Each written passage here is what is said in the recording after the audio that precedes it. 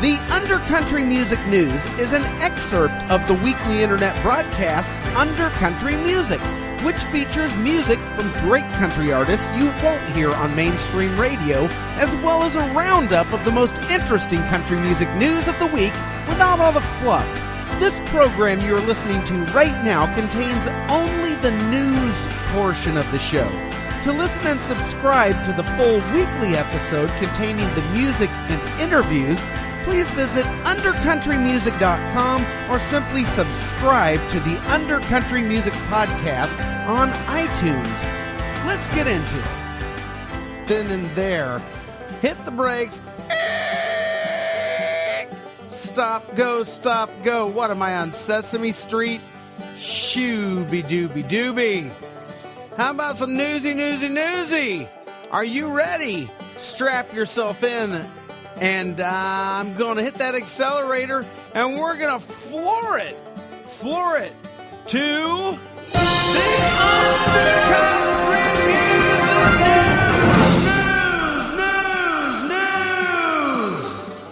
Oh, yeah, I had some fun today researching the Undercountry Music News. I was box trolling before I went box trolling today. I already talked about that, didn't I? I sure did. The Undercountry Music News. That's where I bring you the essential country music news, the real country music news. You see, if you go out and try to get the country music news of the week, you're going to run into something. And I cut through that something and make your life a whole lot easier. And, you know, that's why, that's my value proposition, as it would be. You see, when you go on all these websites, you type in country music news in Google, and you go there, and you go site to site looking for the country music news. Not only is every site going to have different stuff, but every site is going to have a whole lot of stuff that just isn't news. That's just drivel and garbage and press releases. You know, and my job is I go on there, I find the one or two real news stories that there are, and I combine the one or two from this site, the one or two from that site, and from about 8 or 9 different sites, and then I squeeze them all together into a news ball. Then I let all the air out of that news ball and let it fly around the room going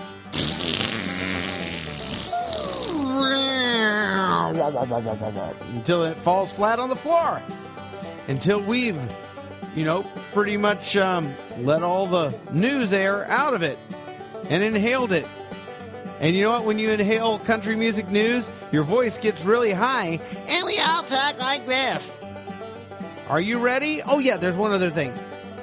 If we inhale some country music news, and it isn't really country music news. Okay, if we go to a website that's supposed to have country music news, and they got Jack Bupkus, I reward one unfortunate website each and every week with the Undercountry Music News Wet Belch of the Week.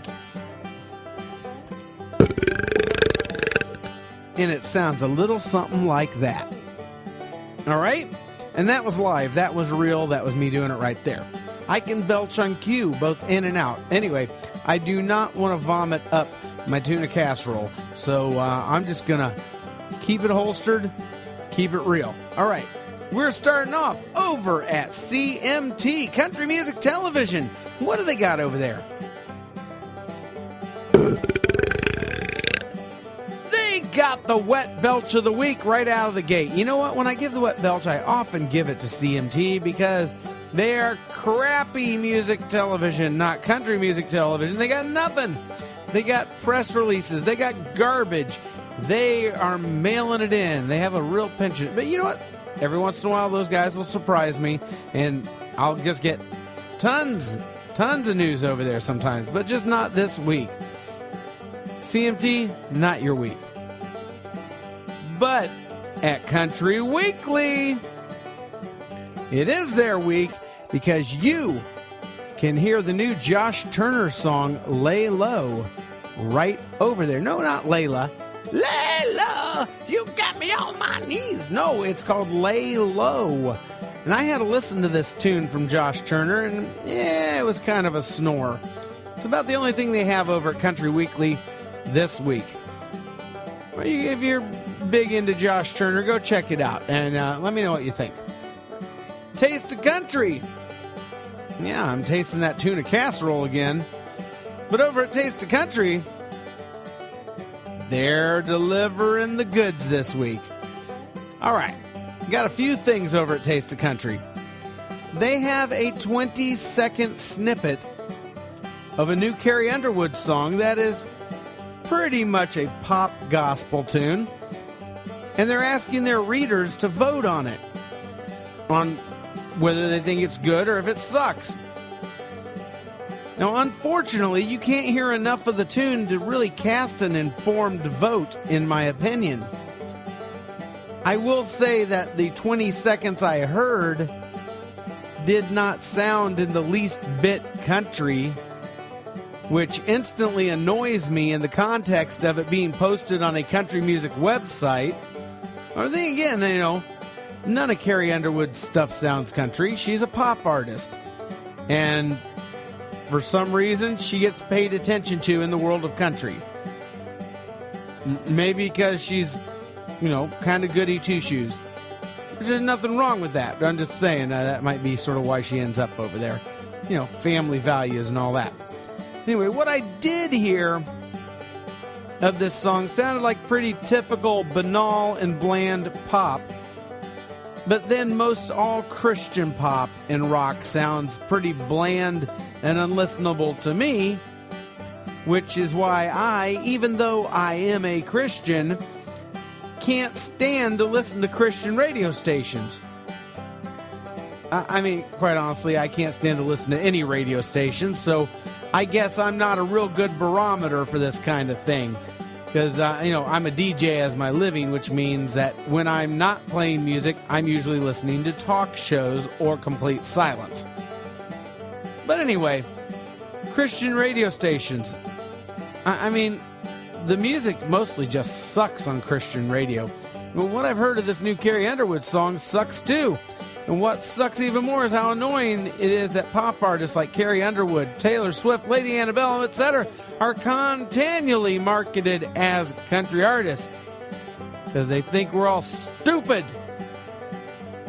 And speaking of Lady Antebellum, they have just announced a new promotion called 7 for 7, in which they will surprise 7 fans in 7 days, I guess somehow using a 747 airplane. Not much more detail than that over there. I got an idea. How about you surprise your fans with some new music that doesn't suck? And Brantley Gilbert has apparently decided to use marriage as a publicity stunt. But this time, he's using other people's marriages as his publicity stunt, as he had his manager fill out paperwork to make him an ordained minister. According to the article, the guy didn't even fill out his own paperwork to become ordained. And Brantley Gilbert will be wedding couples next month at a music festival. Will he be reading from 2 Corinthians chapter 13? Love is patient, love is kind. I don't know. I will tell you that I do carry a unique perspective on this subject because, as I just said, I'm a DJ as my living, but weddings are the bulk of what I do for my living. I am a full-time professional wedding DJ. About 3/4 of the weddings I serve, I am actively involved in the ceremony as well, and I'm providing the sound, wiring the pastor with a microphone, playing all the prelude music, the aisle walks, special moments within the ceremony like candle lighting, sand ceremonies, unity, cross binding, hand fasting, foot washing, presenting roses to the mothers, and of course the recessional, which is the music that they walk away to. Now, I also make all the pre- and post-ceremony announcements, such as making sure everyone has their cell phones silent and also instructing them on where to migrate to after the ceremony. Now, despite my demeanor here on this show, that's not what I do in my wedding business. This is where I cut loose and I let the inner Neil out. My wedding DJ side, it's fun but more reserved. Now, I take what I do very seriously. This is usually one of the most special occasions of my clients' lives, and it's absolutely unthinkable to me to do anything that might cheapen it. In my opinion, getting married by some bro-country poser who got his license out of a Cracker Jack box for publicity's sake at a concert mass ceremony, I don't know, call me crazy, but in my perspective, my opinion is that cheapens what should be a very deep and meaningful moment in two people's lives and their families. I would have to say that not only does this bother me, but what Brantley Gilbert's doing kind of offends me. But it doesn't offend me that much, but it offends me a little bit. Because I hold marriage, you know, I got like a thing about marriage, okay? Anyway, I'm going to move along here.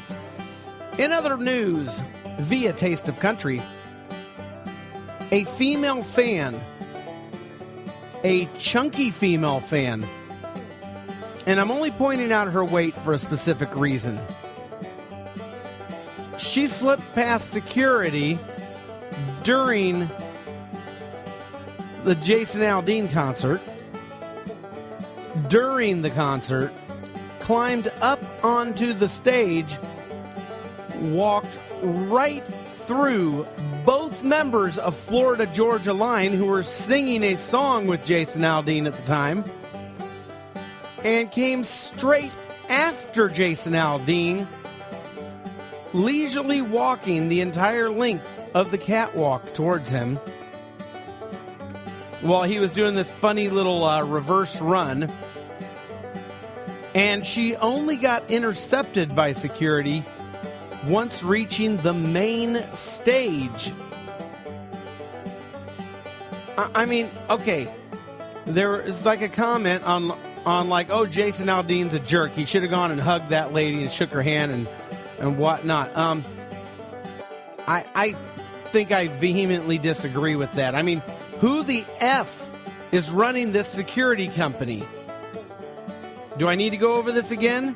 First off, it's not like she's in great shape. She's kind of overweight, which means she didn't get up on that stage super fast. There's no way.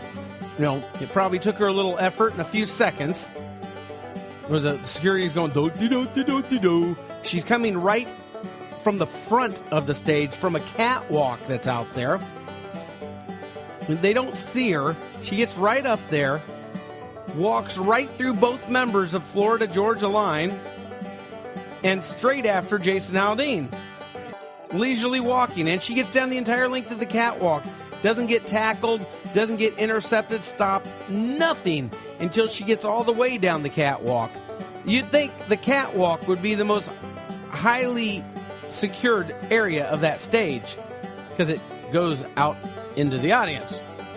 Hello. All right. I got to tell you, if someone is crazy enough to come up on that stage in the middle of the concert, you as an entertainer, put yourself in the entertainer's shoes. You don't know if that person wants to kiss you or kill you, especially in Jason Aldean's case. No, this S is scary, and some security folks need to lose their damn jobs over this one.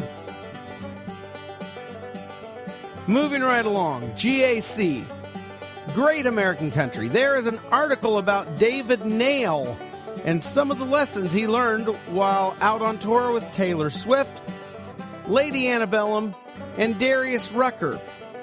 And one part of the story really stood out to me. David Nail says in this interview that at the end of his tour, Darius Rucker came up, put his arm around him, and told him that if there is anything he hopes he has learned from he and his crew on that tour, it's how to treat people. Wow. Now, that one doesn't quite sound like a compliment there, David Nail. You know what I mean? Someone comes up, puts their arm around you, and says they hope that you've learned how to treat people. That's not usually them, saying anything nice to you. I guess it's nice in a way, because, but because, if you had a booger hanging out your nose and you were about to go out on a date and your friend saw you, your friend needs to tell you got a booger hanging out your nose before you go on that date. Otherwise, I don't think they'd be a real good friend. I guess in the same context, if you're acting like an a-hole on tour and Darius Rucker considers himself a friend, he's probably going to come up and tell you, hey, stop being an a-hole. You'll get farther in this business. Anyway, also over at GAC, they are showing the video for Dierks Bentley's new song, Say You Do. And I had a look at it, and my opinion, it's just more milquetoast, watered down, radio-friendly, baby I love you crap. I'll take a pass. They also have the new video for Blake Shelton's new song, Neon Light. Wow, what an original title.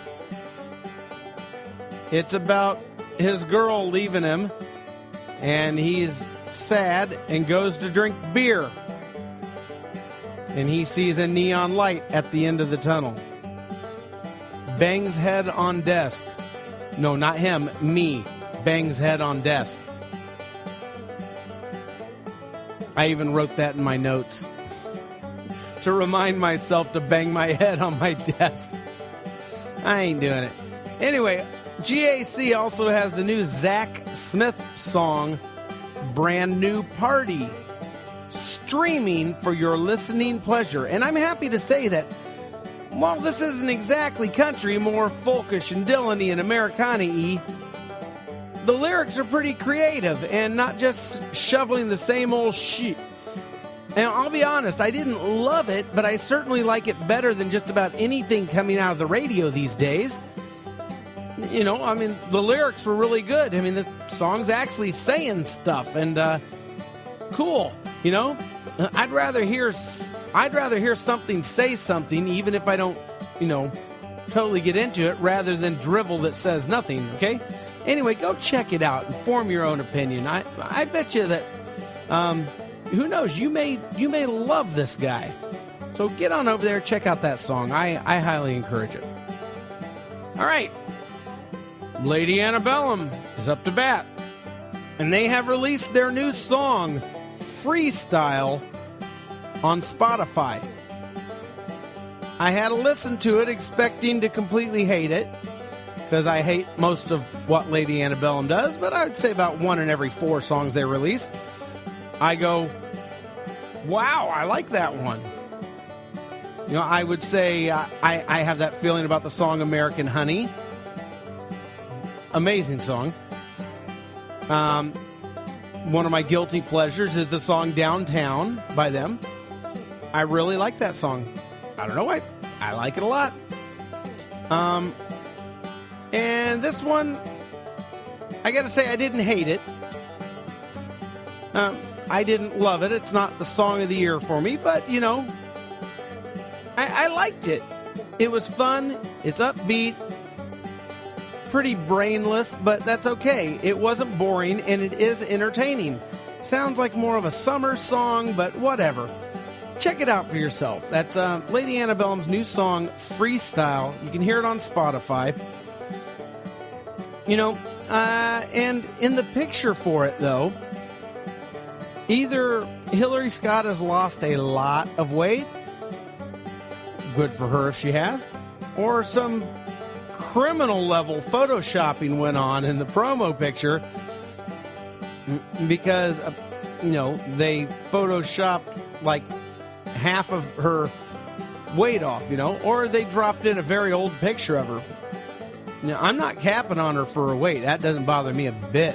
I just, I understand it's the entertainment business, but I believe the fans have spoken about Lady Antebellum, and they've said they don't give a crap what weight Hillary Scott feels comfortable being at. And I could give less than a crap at how heavy or not this lady is. Just stop fronting, stop photoshopping, and stop cropping her already in every video, showing her like from the chest up and, trying to hide her weight.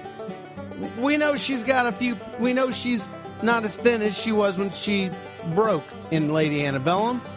She got a few pounds on her, big deal. Nobody cares. It's cool, I ain't trying to get with her. She got a man. She got a kid. And it ain't mine. Okay? So there you go. Over at theboot.com. Apparently Jamey Johnson is getting in the brouhaha to save RCA Studio A over on Music Row from the Wrecking Ball. Get Miley Cyrus on the case there, dude. She comes in like a wrecking ball. He does, however, acknowledge that the owners of that building, the developers who now own it, have and should have the right to do whatever they want with the property they own, which is very refreshing to hear someone actually acknowledge that when you own something, you should have the right to do whatever the hell you want with it. But he is going to try and do his best to find a resolution and not have Studio A get torn down. More power to them. They got until the end of the month, according to the developer, to get a bid in to buy it from them, and I believe this month's ending in a day or so. All tenants over there at RCA Studio A have been given notice that they are to vacate the building by December 1st. Jamey says he'll be in there to the end of November if he gotta be. Over at the 615, which is a subsection of Billboard.com, prosecutors have dropped the case against an 18-year-old Boston man accused of raping a 17-year-old girl on the lawn at an outdoor Keith Urban concert. Now, several episodes ago on this program, while the entire world of country was pretending to be shocked and horrified because they didn't bother to read any of the stories, they just read the headline and go, "Oh no, rape, rape, rape." I actually read the stories and some of the accounts, and I said here on this program that all the accounts I read made it sound like, although highly inappropriate, that the sex was consensual from multiple accountings that I read. And apparently witness after witness after witness has come forward to corroborate this, at the trial or whatever, or, depositions or whatever. I don't think it actually got into a courtroom yet. Apparently the rape accusation came from a bystander who had pulled the guy off the girl. And then apparently the girl stated that she had not consented. Drunk teenagers, gotta love them. They will fornicate you every time. In other tidbits over at the 615, a female Americana duo called the Hello Strangers has an article over there. They looked interesting in their picture. So I had to listen to some of their tunes over on Spotify, and I liked one song called Oh He'll Drown. Cheery little number, Oh He'll Drown. And I liked it well enough to look them up on the internet, find their website, and I wrote them a note asking them permission to play the song. I haven't heard back from them. I also extended an offer to have them co-host an episode of Undercountry Music and promised it would make them lose a massive portion of their fan base. I think I need to work on my pitch a little bit. Rounding things up, let's go check in with Nashville Gab. You know, I'm going to stop picking on Nashville Gab. They come up in the news search, but you know what? I really don't think they position themselves as a country music news source any longer. They did at one point, but they don't really seem to be positioning themselves that way these days. I think just Google's picking them up for some reason, and I think it's time I stop faulting them because they come up in those results for something they're not trying to be. I think they're just doing what they do, which is chit-chat about country stars and little gossipy things and keeping things light. Therefore, I think for the most part, I'll be glossing over Nashville Gab, having a peek there weekly to see what they're up to, and I'll report on it when they have something good. But because I don't really think they are a news page, and they're not trying to be a news page, I'm not really going to hold their feet to the fire like the other ones. You know, they have no news this week, just like Chit Chat. Check them out if that's what you like. And this has been your Undercountry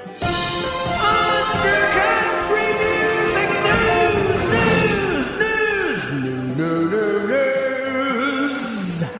Thank you for listening to the Undercountry Music News.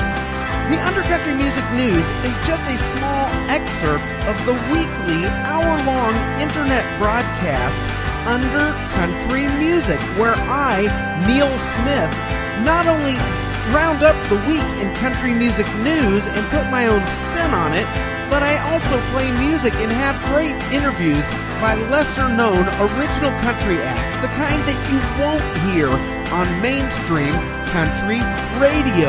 If you're thirsting for that, get on over to undercountrymusic.com where you can listen and subscribe. You can also subscribe via iTunes to Undercountry Music. Thanks so much. Stay under, stay country.